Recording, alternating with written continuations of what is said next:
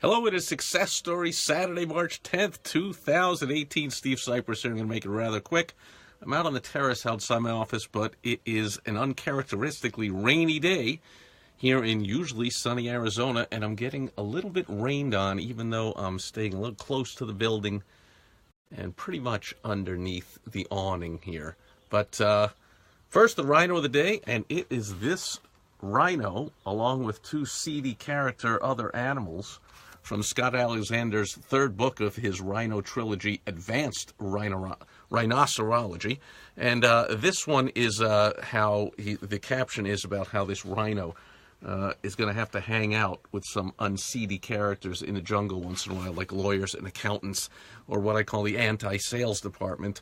And so that has a little bit to do with today's story about Beom-Su, or better known, as he likes to be known by his American name, Brian Kim. No relation, of course, to the famous rocket man, Korean Kim, Kim Jong-un, which is why I chose a Korean entrepreneur for today's Success Story Saturday, because all this Korea stuff is dominating the news. So I thought, South Korea is really controlled by several really large corporations, and it's very difficult for startups to compete. And there's another aspect of life in South Korea that is unlike America, where failure is kind of final. Anyone who starts a business and then it fails, good luck ever getting funding again. You're seen as you have shame and you're a failure, and it's total opposite in America, of course, where pretty much if you're going to get investment funding, the investors want to know, have you failed? Because if you haven't, they don't want to be your first. So they want to know how you failed, how many times, what you did, what you've learned. And so entrepreneurs who all go through ups and downs, I guess in Korea, if they go through downs, don't get up again.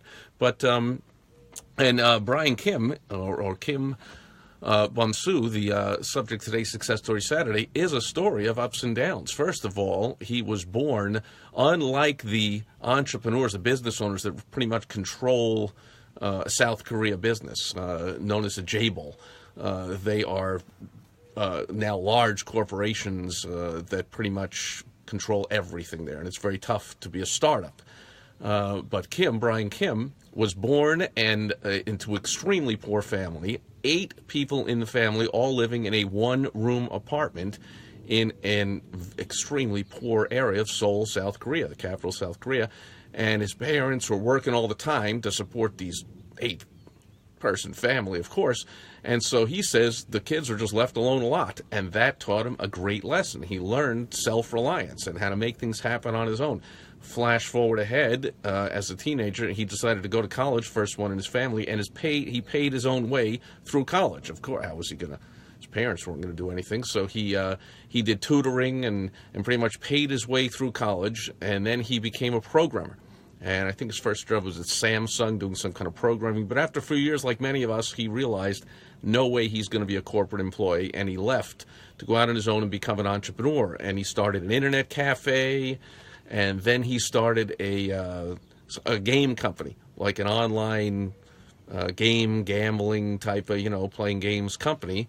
And that became very successful. Doesn't mean financially successful right away. He says how he still, even though it was successful and lots of people using the service for free, he was struggling to make ends meet. He was getting tons of traffic and was seen as a success, but he could barely keep the business going.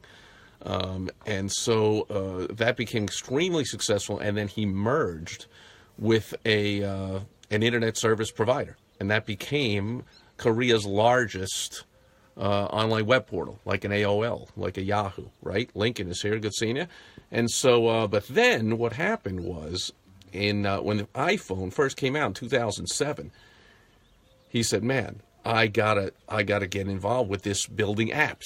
I'm recording this on an iPhone right now on an app. The iPhone, even those of us that are not technically inclined, know the iPhone's all about apps. Hey, Mario, good seeing you. And so programmers all over the world are still creating apps, and that's the gold mine, that's the gold rush of the smartphone.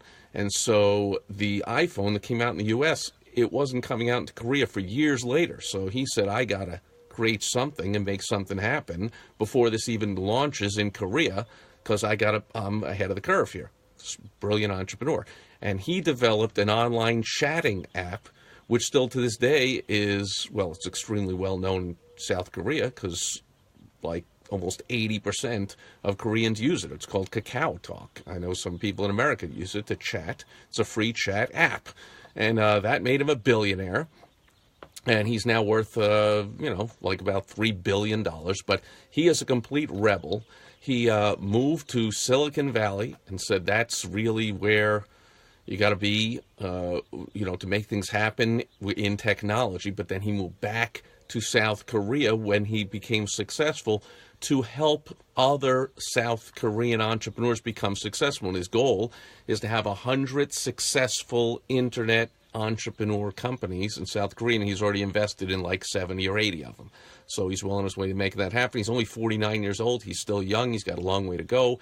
And he is a complete rebel, as all true entrepreneurs are. He likes to break all the rules. In Korea, they're extremely cautious and conservative and have a lot of rules about following procedures, calling everybody by their titles anytime they're in a company. And he insists that everybody call each other by their first names. And so that's unheard of in South Korea. Jig is here. Great seeing you, Coach. Or wait a minute, is that Dr. Jig? How about that? Neil Moore is here. Great seeing you guys. And so another thing he likes to do, makes him a rebel, he kept his kids out of public schools. He homeschools his kids, and one of his kids, I think he sent the other one to the U.S. to go to school, because Korean schools are a mess, and they're all about compliance, much like the U.S. schools, but even more so, he says. There's just total compliance in South Korea. No free thinking is considered at all. So he says, I'm just not sending my kids to school there. So he's all about breaking the rules and being out of the box, out of the norm. Who knows what the future is going to bring for him, but he is definitely, he is well-liked. He is a cult figure because of his rebellious character. Unheard of in South Korea. Also being a startup entrepreneur in a country where entrepreneurs are not welcomed. It's all about the big family-run J-Bowls that control everything there. Neil says, great to see you and get a dose of your energy. Great seeing you, Neil. In case you missed the beginning, Ashley is here. Good seeing you. The reason I have a little less energy than usual, I'm a little closer to my office here under the awning because it's uncharacteristically rainy day here in Arizona. Maybe you can see in the background, a little rainy out there. And so I am getting rained on. So I'm about to call it a day here, but you want to follow along with Brian Kim.